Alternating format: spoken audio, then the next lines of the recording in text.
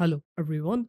If your JJSploit is not attaching on Windows, then you have come to the right place because in this video I'm going to show you how easy it is to fix a JJSploit not attaching to your game on Roblox easily. So the first thing you're going to do is you're going to make sure that your Windows Defender is turned off.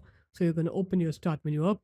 You're going to write here Windows Security, and then you're just going to go into Virus and Threat Protection here.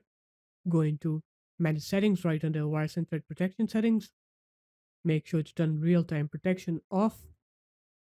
And then what you're going to do is you're going to make sure that you attach your JJSploit on the web browser and not from the application. So you're going to go on to your web browser. You're going to go on to Roblox and JJSploit, and you're just going to attach it from here and not the application on Roblox. So once you download it from here, you're going to go ahead and open it up. You're going to install JJSploit up, and then you're going to attach it on Roblox from here on the web browser. So there it is, guys. That's how easy it was. If you found this video helpful, make sure to leave a like, comment, and subscribe to the channel. And I'll see you in my next video. Peace.